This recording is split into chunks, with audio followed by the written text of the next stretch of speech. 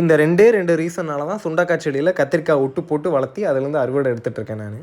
Reason கேட்டிங்கன்னா, first reason வந்து சுண்டக்காய் செடியோட லைஃப் டைம் வந்து அதிகம். 3லேருந்து 4 வருஷங்களுக்கு மேலே வந்து சுண்டக்காய் செடி அறுவடை கொடுக்கும். கத்திரிக்காய் செடிகள் அப்படி கிடையாது. நம்ம வீட்டு மாடி தோட்டத்திலையோ இல்லை கார்டன்லேயோ இருக்க கத்திரிக்காய் செடிகள் 6லேருந்து மேக்ஸிமம் ஒரு வருஷம் வரைக்கும் உங்களுக்கு அறுவடை கொடுக்கும். அதுக்கு மேலே வந்து செடி வாடிடும். நம்ம மறுபடியும் புதுசாக செடிகள் நட்டி வளர்த்துற மாதிரி இருக்கும். பட் ஆனால் இந்த மாதிரி சுண்டக்காய் செடிகள் வளர்த்தி அதில் நீங்கள் கத்திரிக்காய் செடிகள் வந்து ஒட்டு போட்டு வளர்த்துனீங்கன்னா சுண்டக்காய் செடியோட லைஃப் டைமுக்கு கத்திரிக்காயும் அறுவடை கிடச்சிட்டே இருக்கும். ஏன்னா சுண்டக்காய் செடி நம்ம கட் பண்ணிவிட்டு அதில் கத்திரிக்காய் நம்ம ஒட்டு போடுறோம் இல்லைங்களா? அப்போ அந்த கத்திரிக்காய் செடி வளர்ந்துட்டே இருக்கும். 2லேருந்து 3 வருஷம் வரைக்கும் அதுலேருந்து அறுவடை எடுத்துகிட்டே இருக்கலாம்.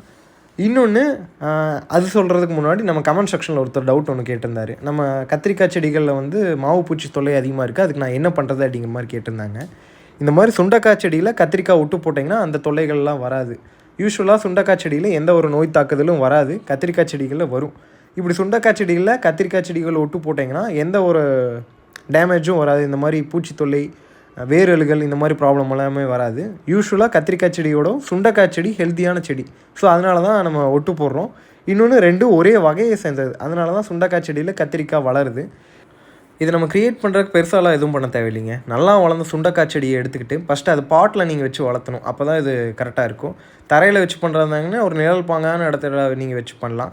நான் பாட்டில் வச்சுருக்கேன். ஒரு 5 இது ரெடி பண்ணியிருக்கேன். இதில் நல்லா ஒரு 3 மாதம் வளர்ந்த சுண்டக்காய் செடியை எடுத்துக்கிட்டு பாதியாக கட் பண்ணிவிட்டு கத்திரிக்காய் செடியில் நல்லா வளர்ந்துருக்க கிளைகளாக பார்த்து கட் பண்ணி வி ஷேப்பில் கட் பண்ணி, இதுக்கு ஆப்போசிட்டில் இதையும் வி ஷேப்பில் கட் பண்ணி கரெக்டாக உள்ளே வச்சு நம்ம கட் பண்ணுறோம். வீடியோவில் நான் காட்டியிருப்பேன்.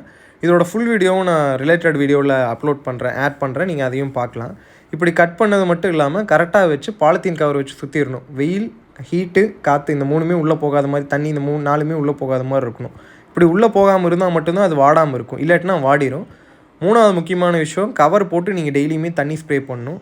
அதே மாதிரி நிழல் பாங்கான இடத்துல வச்சு வளர்த்துங்க. குறைஞ்சது ஒரு 20லேருந்து ஒரு 30 நாள் நீங்கள் நிழல் பாங்கான இடத்துல வைக்கணும். அப்போ தான் நம்ம ஒட்டு போட்டது வந்து வாடாமல் இருக்கும். கார்டன் ரிலேட்டடான அப்டேட்ஸ்க்கு நம்ம பேஜை ஃபாலோ பண்ணிக்கோங்க. Happy garden.